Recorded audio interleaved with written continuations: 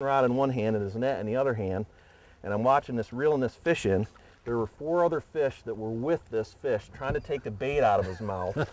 And I'm like, get the net, get the net, get the net. And then 2 seconds later, I'm like, oh no, throw your bait out, throw your bait out. Because they were just swimming with him. And they were just as big as that one. Boy, they are really right on that right edge on of that fast break. water. It's amazing because a lot of people don't fish this kind of water. Yeah, well, I think you would think that, well, what the heck's here, you know what I mean? Right. They would be like over by there or over there, but they're right on this edge. Now you mentioned the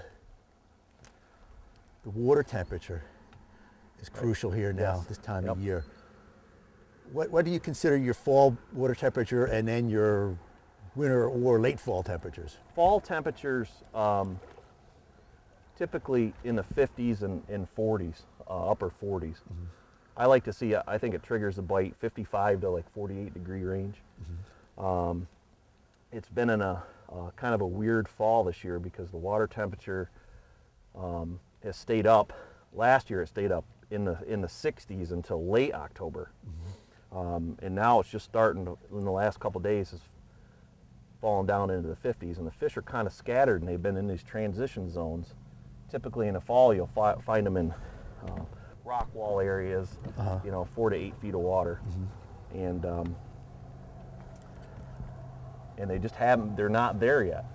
And just in the last couple of days, the water temperatures dropped from like 62 to what 53 this morning. So I'm hoping that that's going to trigger the fall bite and really come alive. Plus, get them into the fall areas. Like this, typically. This isn't what I would consider a fall area. We hit that on a pause. They really want it slow. Don't they? Well, I think that's pretty crucial too. If they want it on because the water temperature is dropping, they're going to want that slower movement. Yep. And that's what's critical about the jerkbait fishing is the colder the water, the longer the pause. And now we're fishing, these are pointer, Lucky Craft pointer 78s.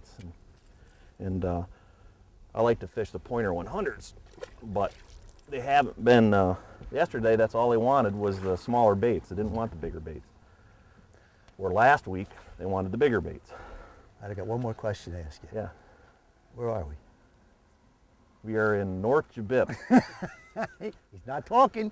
I'll get it out of him yet. You gotta get it. I'll find out where we are.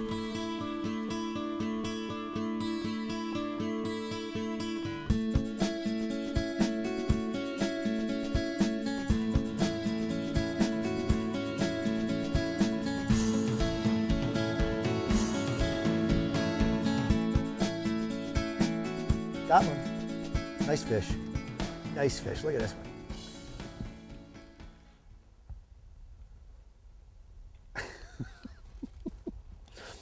You gotta tell me where this place is. How much is it gonna cost me? How much? We can talk. Oh man, these fish are nice. Look at the size of the fish. Look at the size of this fish. That's average. Oh. Want to get into the big pigs.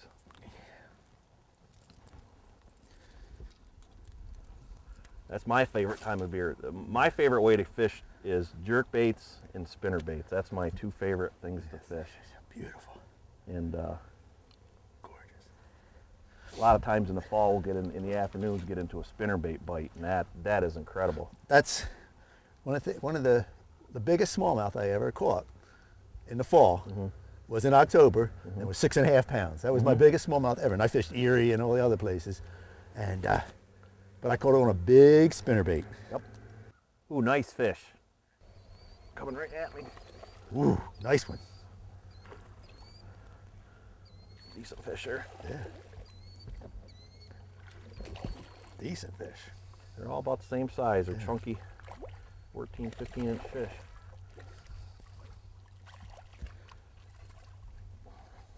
Nice fish. Now when they're like this with your hand. Now these fish aren't really, I mean, they're hitting hard today. So they are. But a lot of times they'll just slap at it too. Yep. So you always catch them up on the side to face there and stuff. But these fish are not, they're not slapping. When they're slapping at it, that's one of the things you have to look at. When they're slapping at it and they're not taking the bait, it's either a key to change colors or change bait size. Like yesterday, I had a couple fishing a pointer 100, which is basically the same color bait, but it's a larger size. This is a 78. And they were coming up and just rolling at it, and they wouldn't touch it. So as soon as we went to a smaller bait, bang, bang, bang. And it's all dependent on what they want. Something, it's like my old football coach used to say, if something works, don't fix it. That's right. So there's a tip for you. If you're out fishing a jerkbait and they're slapping at the side of it, change the color. Yep, change the the color, size. change the size. Try both. There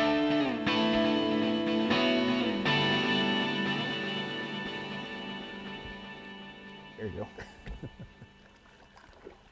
They are right in this little spot. Right in that little chute. Come on, sweetheart.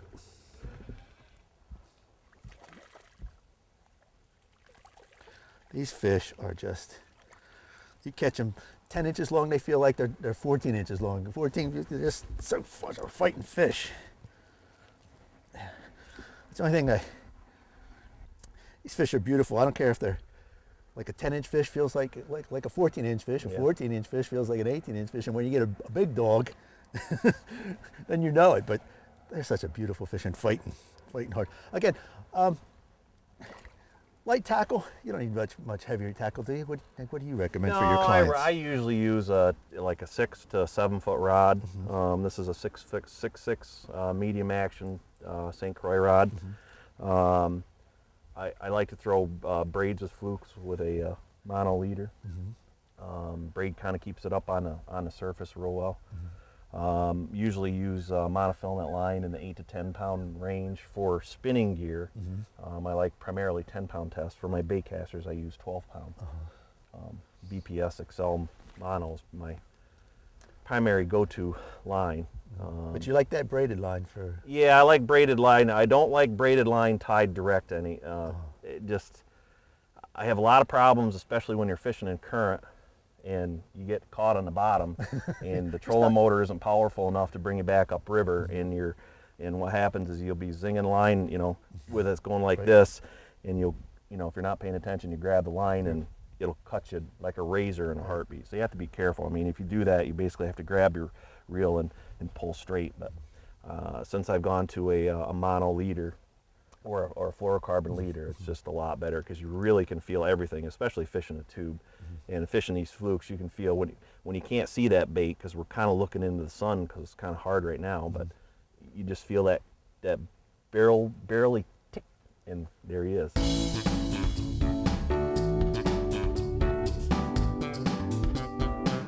Ooh, nice fish. He's going.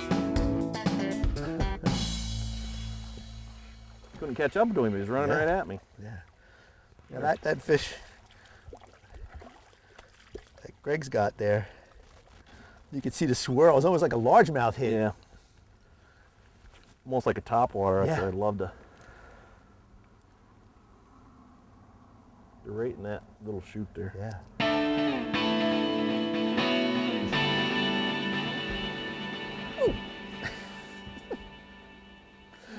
On a fluke.